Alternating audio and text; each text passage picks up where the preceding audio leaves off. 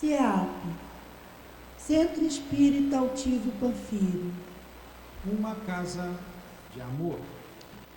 Boa tarde aos nossos ouvintes. Que Jesus abençoe a nossa tarde de estudos. Daremos continuidade do estudo do livro A Gênese. Estamos nos fundamentos da revelação espírita, no item.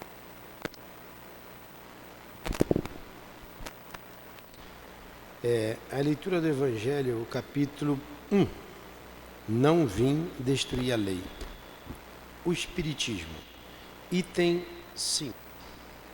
O Espiritismo é a nova ciência que veio revelar aos homens, com provas irrecusáveis, a existência e a natureza do mundo espiritual e suas relações com o mundo corporal.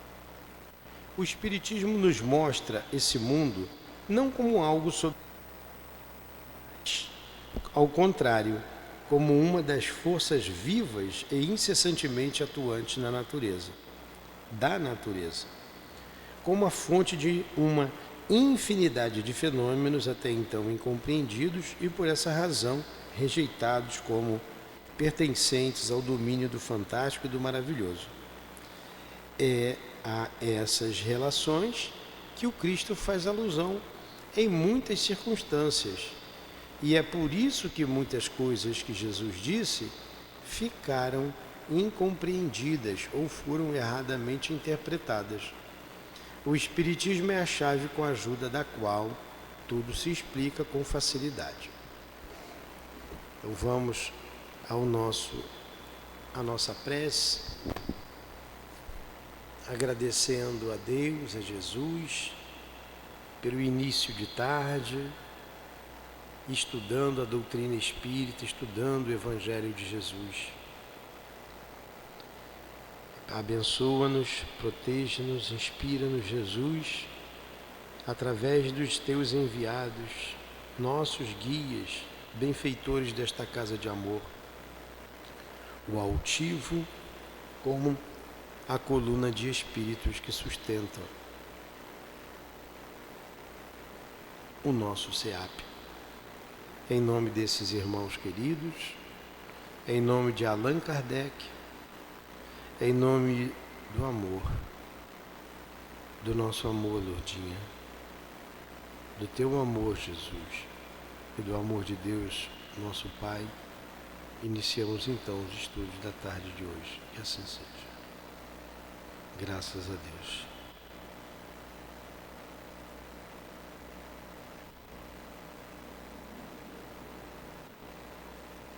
Então vamos lá. Vamos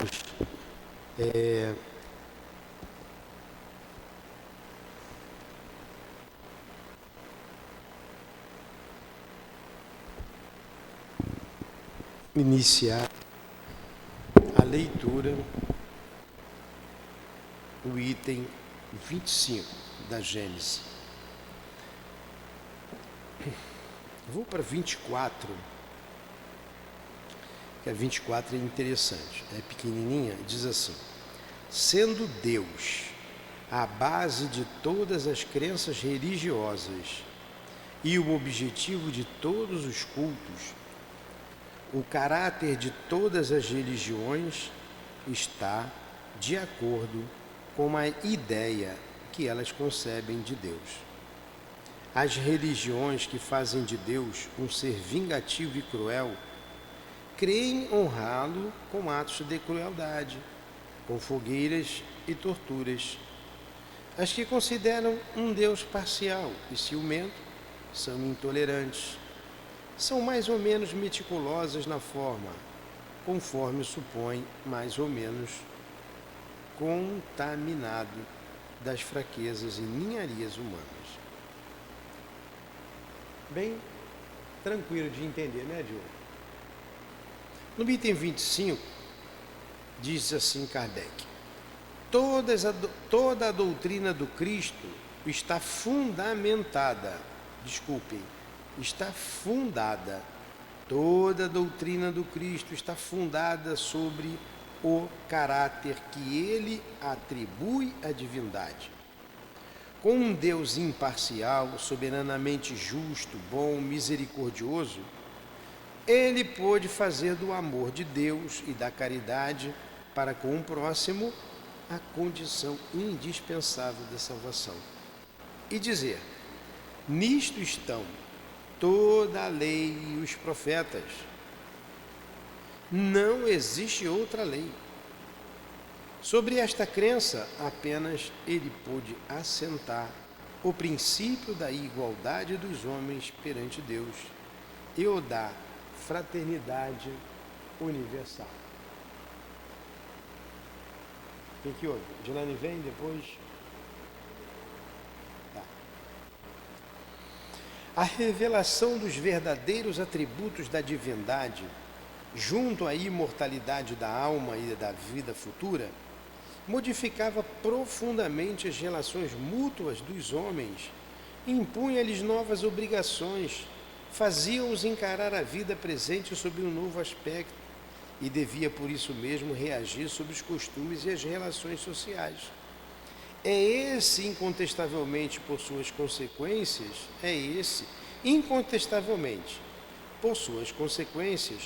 o ponto capital da revelação do Cristo, do qual não se compreendeu a importância, e é lamentável dizê-lo, é também o ponto do qual se está mais afastado, e o que mais se tem desconhecido na interpretação dos seus ensinamentos. Então, Jesus veio falar dos verdadeiros atributos da divindade. Um Deus de amor, um Deus Pai, um Deus misericordioso. E falar, além da imortalidade da alma, né, mantendo a sua individualidade, que é a base de tudo, Jesus veio trazer a vida futura, a ideia da vida futura. E isso mudava tudo, todos os conceitos, porque a base doutrinária era de um Deus cioso, vingativo, guerreiro. Esse era o Deus dos judeus naquela época. E Jesus veio mudar tudo, os costumes, a religião como eles professavam, não o que trouxe Moisés na tábua da lei, né, na Torá, que são os 10 mandamentos. Por isso, o Senhor foi perseguido e condenado até a morte. Número 26. Entretanto, o Cristo acrescenta: muitas das coisas que vos digo ainda não podeis compreender, e muitas outras eu teria para dizer, que não compreenderíeis. É por isso que vos falo por parábolas. Mais tarde, porém, eu vos enviarei o Consolador, o Espírito de verdade, que restabelecerá todas as coisas e as explicará a vós. Está assinalado por João e por Mateus. Se o Cristo não disse tudo o que poderia ter dito, é porque achou necessário deixar certas verdades na penumbra, até que os homens estivessem em estado de compreendê-las. Portanto, conforme suas palavras, seu ensino era incompleto, uma vez que anunciava a vinda daquele que devia completá-lo. Ele previra, assim, que os homens se equivocariam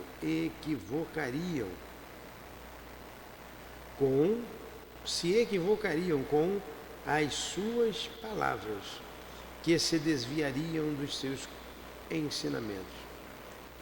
Numa palavra, que desafiariam o que ele fez. Melhor dizendo, que desfariam o que ele fez, pois que todas as coisas teriam que ser restabelecidas. Ora, só se restabelece aquilo que foi desfeito. Então Jesus sabia que o homem ia deturpar os seus ensinamentos. Por isso ele enviaria e enviou o Consolador prometido. para restabelecer a verdade, trazer de volta a verdade, o equilíbrio. Aí vem a doutrina espírita, como a terceira revelação. A doutrina espírita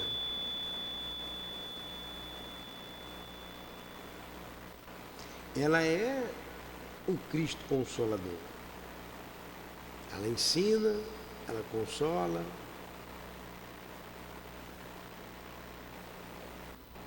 ela consola, ensina e relembra o que Jesus disse.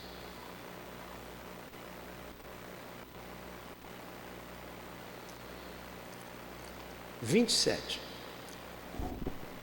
Por que ele chamava o novo Messias de Consolador?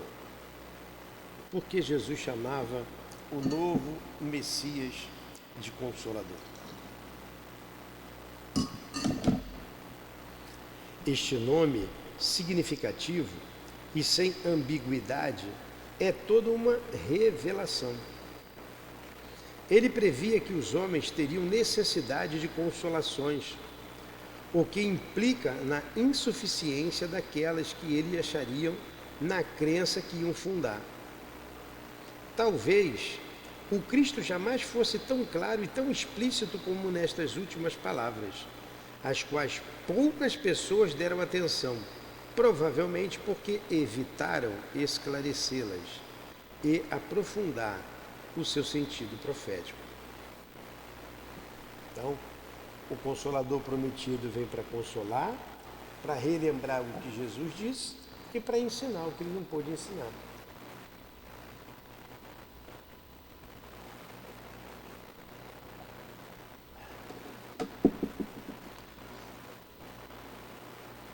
Se o Cristo não pôde desenvolver seu ensino de uma forma completa, é porque faltava aos homens o conhecimento que poderiam adquirir com o tempo.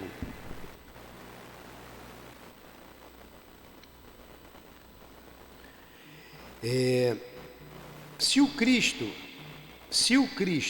não pôde desenvolver seu ensino de uma forma completa, é porque faltava aos homens o conhecimento que só poderiam adquirir com o tempo e sem o qual eles não poderiam compreendê-lo. Há coisas que lhes teriam parecido com um contrassenso, segundo o conhecimento daquela época.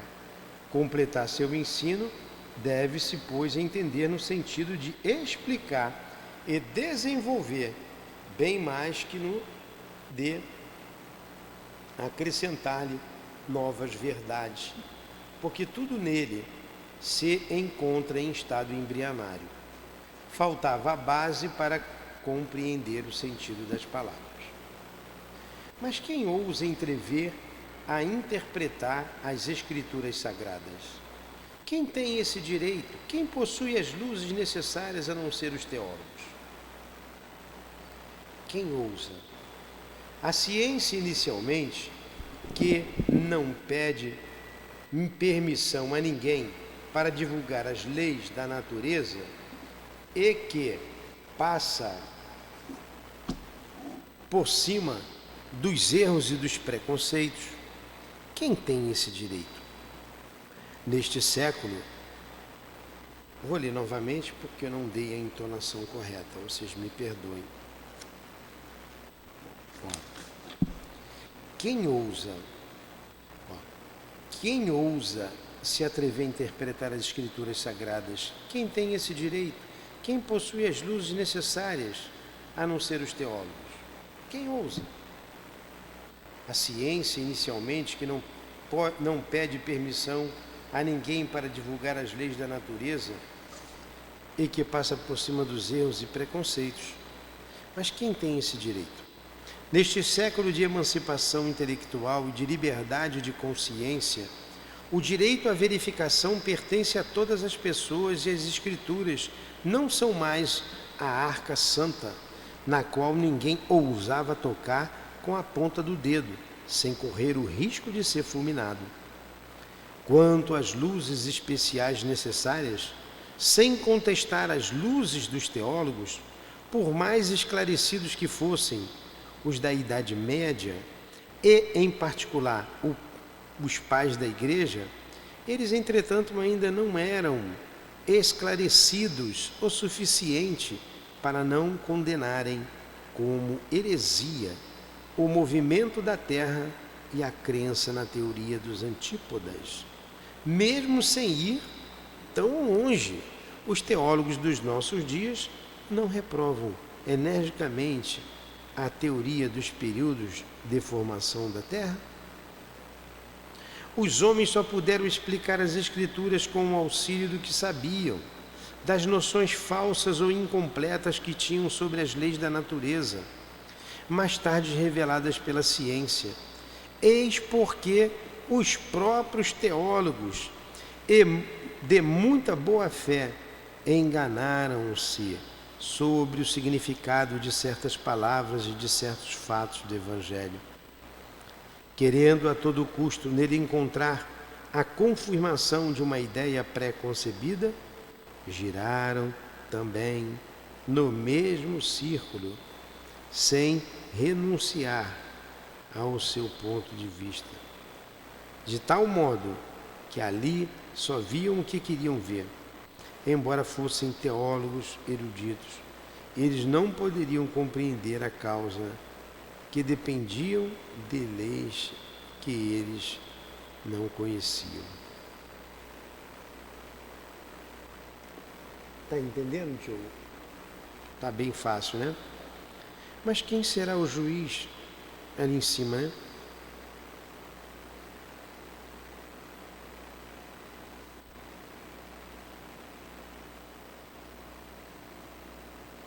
Mas quem será juiz das interpretações diferentes, muitas vezes contraditórias, dadas fora da teologia?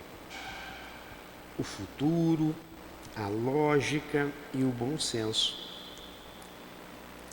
Os homens, cada vez mais esclarecidos, à medida que novos fatos e novas leis forem sendo descobertos, saberão separar a realidade das teorias utópicas.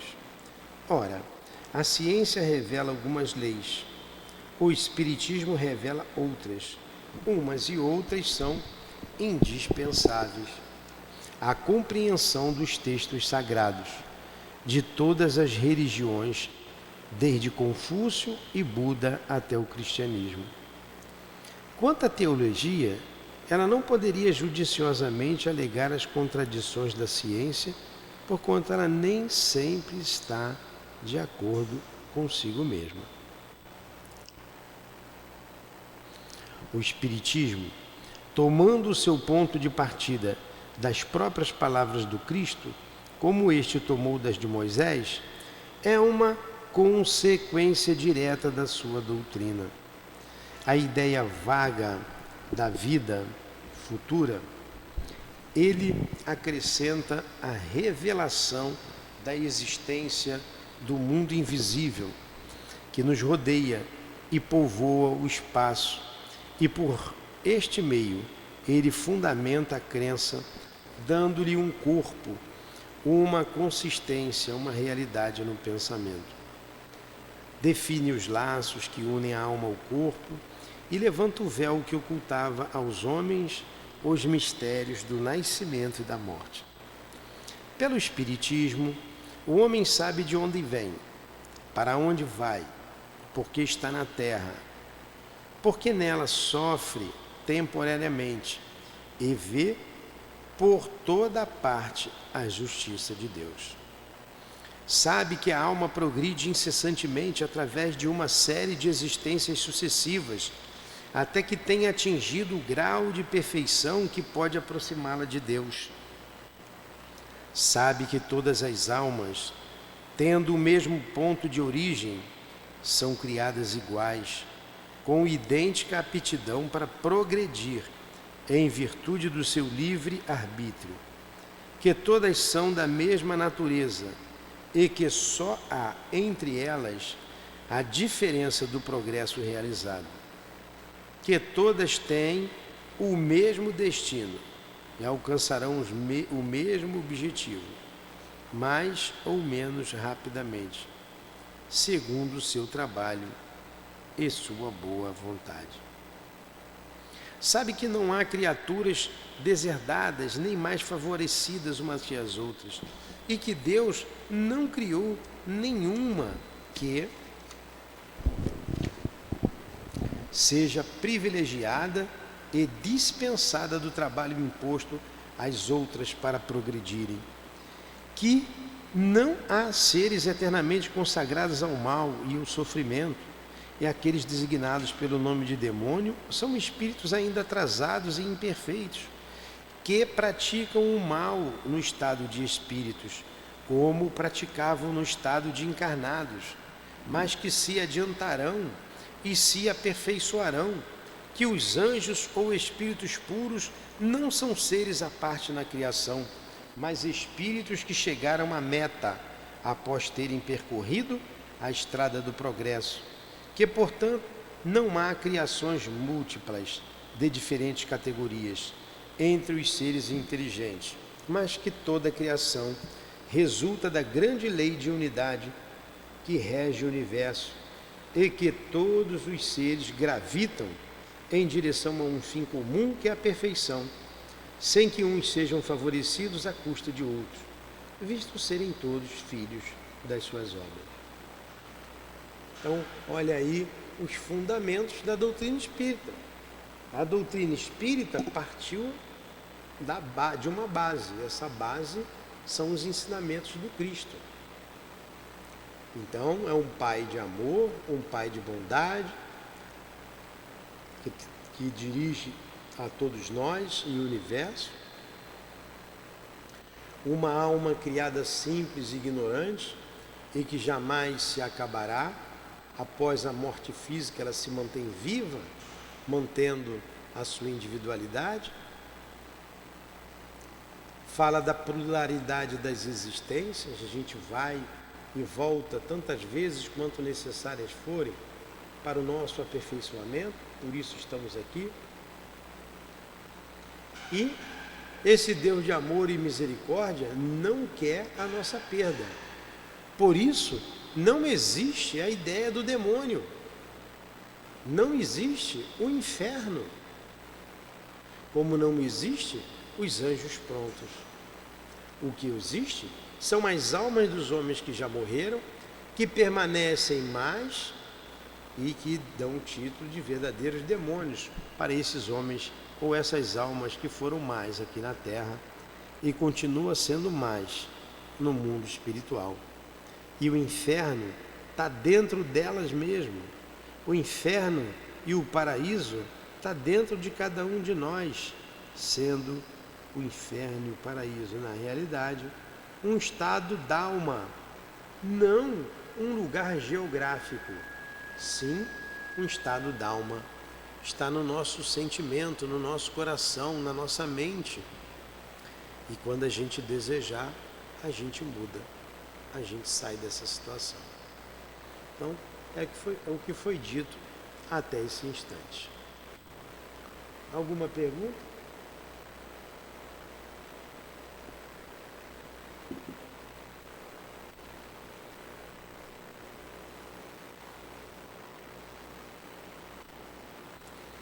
Trinta e um agora, né? É o 31? Hã? Pelas relações que pode agora estabelecer com aqueles que deixaram a Terra, o homem não tem apenas a prova material da existência e da individualidade da alma, mas ele compreende a solidariedade que une os vivos aos mortos deste mundo e os deste mundo aos do outro mundo. Conhece a situação deles no mundo dos espíritos, acompanha-os em suas migrações, é testemunha das suas alegrias, das suas tristezas, sabe porque são felizes ou infelizes e a sorte que está reservada a ele mesmo, segundo o bem ou o mal que faça. Essas relações iniciam a vida futura, que ele pode observar em todas as suas fases, em todos os seus incidentes. O futuro não é mais uma vaga esperança, é um fato positivo, uma certeza matemática. A morte, então, não tem mais nada de aterrador, porque para ele é a libertação a porta da verdadeira vida. Então a gente sabe hoje com o Espiritismo como é a vida além do túmulo, como é o sofrimento lá, por que sofrem, ou como é a felicidade e por que são felizes. E depende de nós atingirmos um lugar de alegria, de felicidade, ou continuar sofrendo após morte. A gente já sabe o que fazer. Com o esclarecimento e com a possibilidade que temos de evocar os mortos para saber como eles estão, como eles se encontram na pátria espiritual. Perguntas? Mais um pouquinho então. Pelo estudo da situação em que se encontram os espíritos, o homem sabe que a felicidade e a desventura na vida espiritual são inerentes ao grau de perfeição e de imperfeição, que cada um sofre as consequências diretas e naturais das suas faltas. Quer dizer que ele é punido por onde pecou, que essas consequências duram tanto tempo quanto a causa que as originou, e assim sendo, que o culpado sofreria eternamente, se persistisse eternamente no mal, mas que os sofrimentos cessam com o arrependimento e a reparação.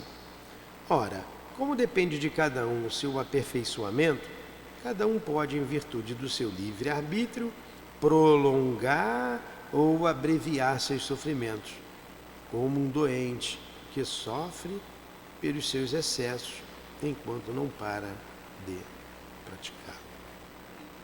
Bonito, né? Muito interessante.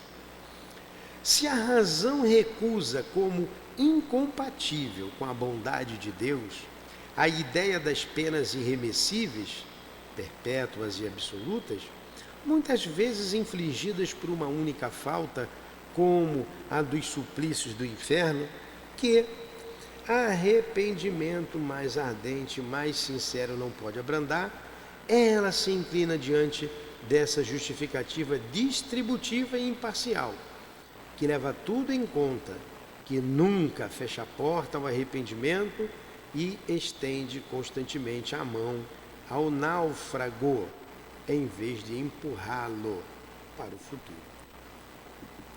É muito mais democrática a doutrina espírita, né?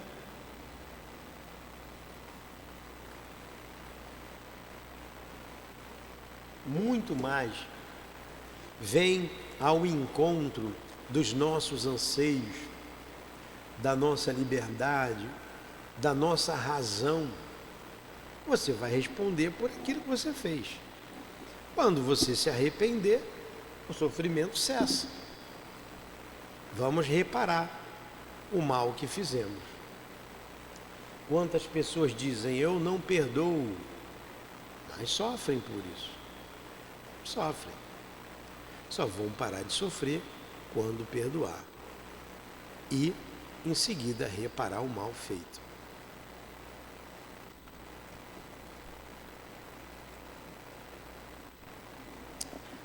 Aí entra o entendimento de tudo isso, que é a reencarnação.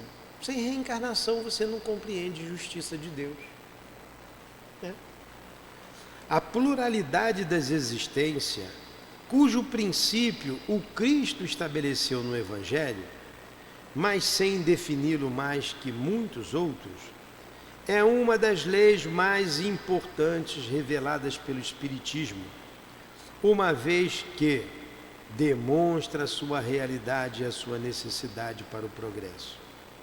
Por essa lei, o homem explica todas as aparentes anomalias que a vida humana apresenta, as diferenças de posição social, as mortes prematuras, que sem a reencarnação tornariam inúteis para a alma as existências breves. Explica a desigualdade das aptidões intelectuais e morais pela antiguidade do espírito, que mais ou menos viveu, aprendeu, progrediu e que traz renascendo o que adquiriu em suas existências anteriores.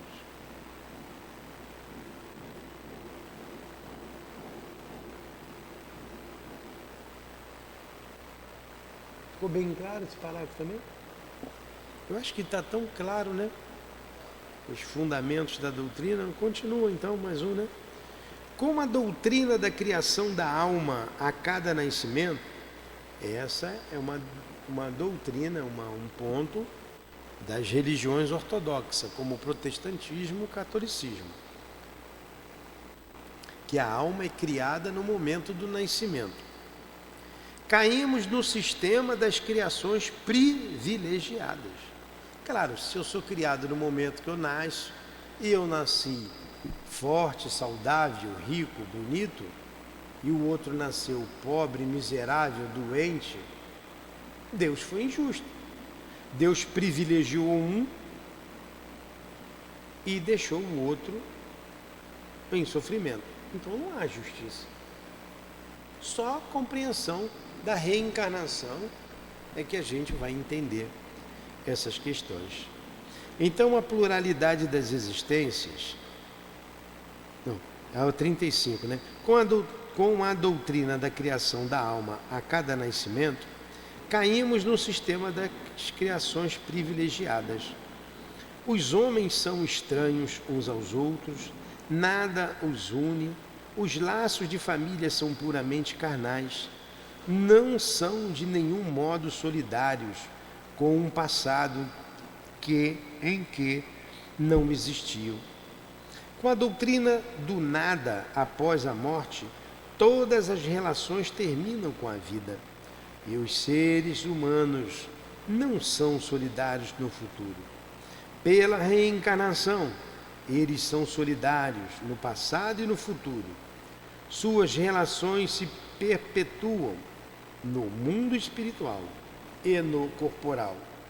A fraternidade tem por base as próprias leis da natureza. O bem tem um objetivo e o mal suas consequências inevitáveis.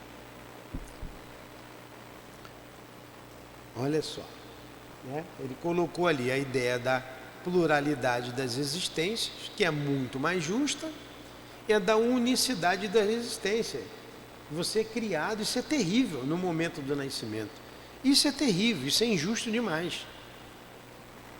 Com a reencarnação, desaparecem os preconceitos de raças e de classes, pois que o mesmo espírito pode renascer rico ou pobre, grande senhor ou proletário, chefe ou subordinado, livre ou escravo, homem ou mulher. De todos os argumentos invocados contra a injustiça da servidão e da escravidão, contra a sugestão da mulher, contra a sujeição da mulher, a lei do mais forte, nenhum há que supere em lógica o fato material da reencarnação.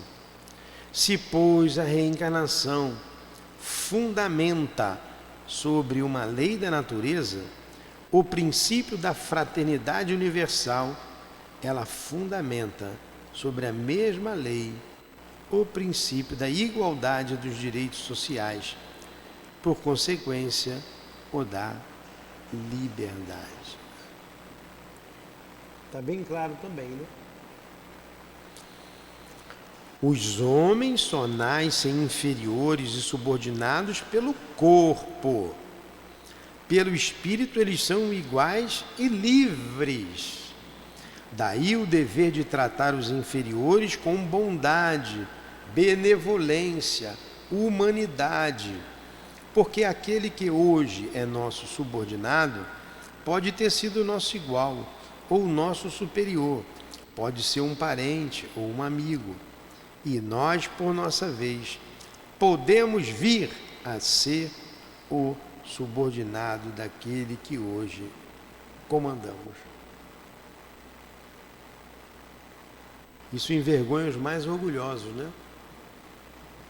Os mais orgulhosos.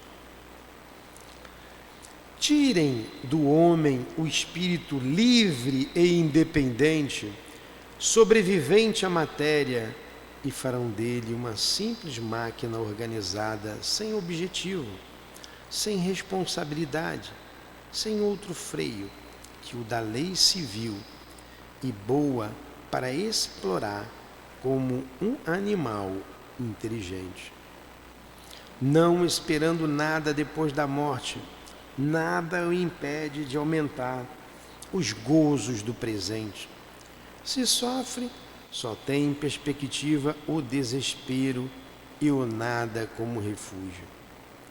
Com a certeza do futuro e de reencontrar aqueles a quem amou, e no temor de tornar a ver aquela a quem ofendeu, todas as suas ideias mudam.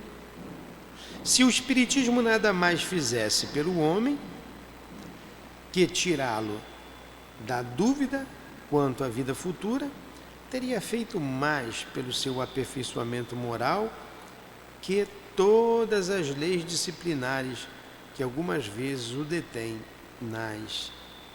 mas que não o modificam. Está aí. Né?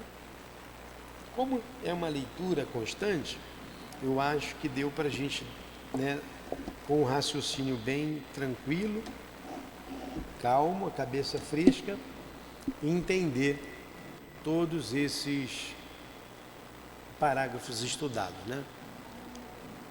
Semana que vem a gente continua a partir daqui. Dúvidas, Elinéia? Muito obrigado ao professor José Jorge, nosso patrono, ao nosso irmão Kardec. Muito obrigado ao Altivo. Muito obrigado a todos vocês, amigos e amigas queridas do nosso coração, pelo apoio, pelo carinho, pela paciência, pela inspiração. Que Deus abençoe o nosso esforço, que Deus abençoe a nossa casa, que Deus abençoe cada um de vocês. Que essas palavras possam ter alcançado a muitos corações ansiosos de conhecimento, de saber, de ter uma confiança em Deus, mas uma confiança lógica, baseada no raciocínio lógico,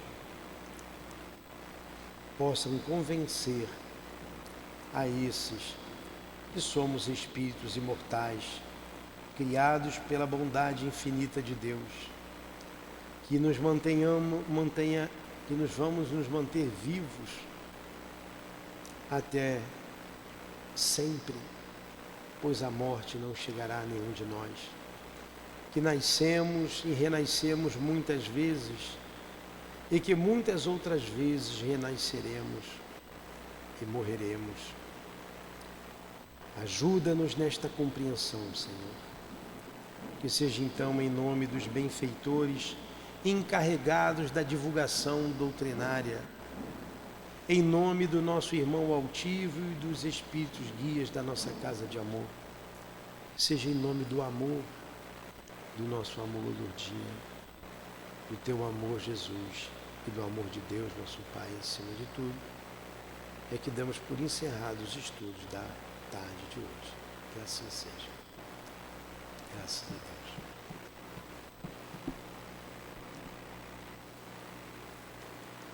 CEAP, Centro Espírita Altivo Panfiro. Uma casa de amor.